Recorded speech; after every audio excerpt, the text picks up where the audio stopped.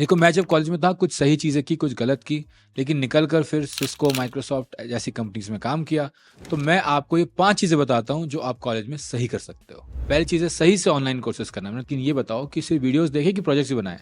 देखो, यहीं पर तुम लोग गलती करते हो। कोई भी कोर्स करते हो, वीडियो देख लेते हो, वीडियो देखकर छोटे मोटे क्विजेज होते हैं तो वो भी कंप्लीट कर लेते हो और सर्टिफिकेट निकाल लेते हो, बट उस सर्टिफिकेट का वैल्यू कुछ भी नहीं है।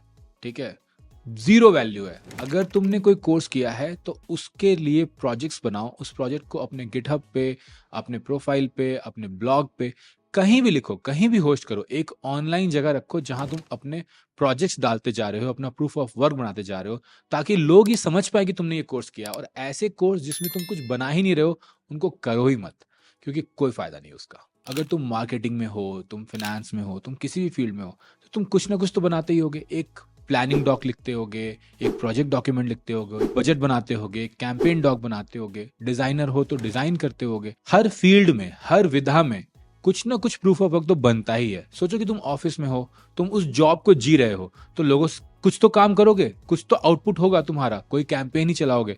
उस आउटपुट को अभी से बनाना शुरू कर दो, उस प्रूफ ऑफ वर्क को अभी से बनाना शुरू कर दो, ताकि तुम्हें समझ में आए कि तुम उस फील्ड में कितने अच्छे या कितने बुरे हो। और देखो, इसका एक और बहुत बड़ा फायदा है, जब तुम चीजें पब्लिश करते हो, जब तुम चीजें ऑनलाइन डालते हो, लोगों से शेयर करते हो, तो तुम्हें फीडबैक मिलता है। तुम्हें समझ में आता है कि तुम कितने पानी में हो, और तुम्हारा काम इंप्रूव होता चला जाता है। कॉलेज में जो तुम्हें पढ़ाया जाता है सब आउटडेटेड है, वो कोड प्रोडक्शन रेडी भी नहीं होता। वैसे लैब वाले कोड तो तुम कहीं भी नहीं लिखते हो अपने जीवन में, लेकिन ओपन सोर्स का कोड प्रोडक्शन रेडी होता है, बेस्ट प्रैक्टिसेस फॉलो करता है। और तो और एक कम्युनिटी होती है जो तुम्हारा पीयर रिव्यू करती है, तुम्हें एक्शनेबल फीडबैक देती है। ओपन सोर्स की जर्नी तुम जितनी जल्दी शुरू कर दो, उतना अच्छा है अपने कॉलेज में, अगर तुम कोडिंग वाले इंसान हो। लेकिन अगर ओपन सोर्स नहीं भी कर रहे हो, अगर कंट्रीब्यूट नहीं भी कर रहे हो, तो भी एक प्रोग्रामिंग लैंग्वेज सीख कर कोड रीड करना, ओपन सोर्स कोड रीड करना, उसके लिए जो पीआर जा रहे हैं, जो एक्सेप्टेड हैं, उनको रीड करना, उनके कमेंट्स रीड करना, ये इतनी अच्छी प्रैक्टिस है ना, जो तुम्हें सुपर कोडर बना सकती है। लेकिन इसके लिए चाहिए पेशेंस, इसके लिए चाहिए तुम्हें वो टूल्स की जानकारी कि तुम कोड को कैसे ट्रैवर्स कर सकते हो। तो कोड को अपने कंप्यूटर पे क्लोन करो, उसके बाद उस पे उसके सारी चीजें इंस्टॉल करो, उसको चलाओ। इससे भी काफी कुछ सीख जाओगे कि अच्छा कोड चलाया कैसे जाता है, लोकल सेटअप कैसे करते हैं, और उसके बाद उस कोड के अंदर डिबगर डाल डाल के देखो कि आखिर ये कोड कर क्या रहा है। मैं फिर से कहता हूँ, कॉन्ट्रीब्यूशन करना जरूरी नहीं है, उस कोड को समझना, पढ़ना, अप्रिशिएट करना, डीबग करना, पीआर समझना, पीआर के कमेंट्स समझना, पीआर पे कमेंट्स देना, ये सब कुछ बहुत अच्छी बात है ओपन सोर्स में। हम सीधे सोचते हैं कि हम जीसॉक कैसे पहुंच जाएं, उसके पहले ये सब करोगे तो ओपन सोर्स की जर्नी भी आसान हो जाएगी। देखो, मेरा ऐसा मानना, और मेरा मानना है, जरूरी नहीं कि सही हो, कि एंटरप्रेन्योर बनने में बहुत ज्यादा रिस्क है। करियर का भी बहुत बड़ा रिस्क हो जाता है एक बार में, और तो और पैसे का, फाइनेंशियल सिक्योरिटी का बहुत रिस्क हो जाता है। तो मेरा ऐसा मानना है कि कॉलेज के टाइम पे एंटरप्रेन्योर छोड़ के मिनीप्रेन्योर बन जाओ। कुछ छोटा सा कर लो, जैसे कि कॉलेज फेस्ट है तो टी शर्ट प्रिंट करके उन्हें बेच लिया, एक चाय की स्टॉल लगा ली, कुछ नहीं तो एक छोटा सा वर्कशॉप किया, उसके टिकट्स बेच दिए। इससे तुम्हें मार्केटिंग के, बजटिंग के, सेल्स के बेसिक समझ में आ जाएंगे, पोस्टर डिजाइन समझ में आ जाएगा। मैंने अपने कॉलेज में ये बहुत किया है, खूब सारे वर्कशॉप्स के टिकट बेचे। ऐसा ही एक टेबल लगाकर बैठ जाता था चौराहे पे, और लोगों को बोला कि इधर आइए, आपको पता है इस वर्कशॉप के बारे में, आपको पता है इस वर्कशॉप के बारे में। तो क्या हुआ, उससे हिचक जो है बिल्कुल चली गई, शर्म खत्म हो गई।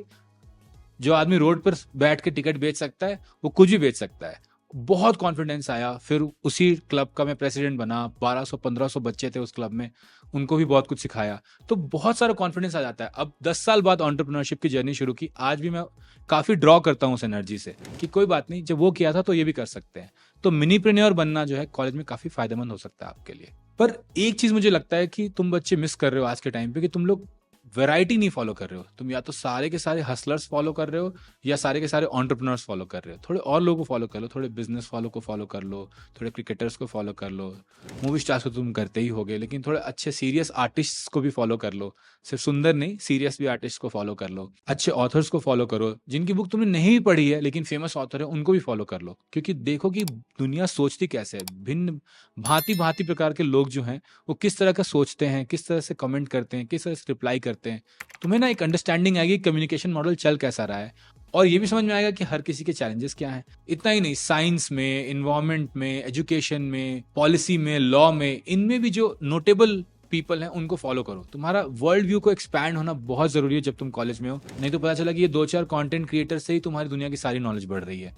सही नहीं है वो। तुम्हारा जो दिमाग है ना, सिर्फ सोशल मीडिया पे सही लोगों को फॉलो करने से बहुत खुल जाएगा। अर्ज किया है कि लाइफ बनानी है कमाल, तो सही से करो कॉलेज के 4 साल इस्तेमाल। कमेंट में मुझे बताओ कि तुम सोशल मीडिया पे किसको फॉलो कर रहे हो, किसके ट्वीट्स और वीडियोस तुम्हें अच्छे लग रहे हैं। मैं भी हो सकता हूँ, लेकिन ऐसे नाम बताओ जिनको शायद मैं फॉलो ना कर रहा हूँ। इसके पहले कि ये वीडियो खत्म हो, मुझे सब्सक्राइब करते जाना।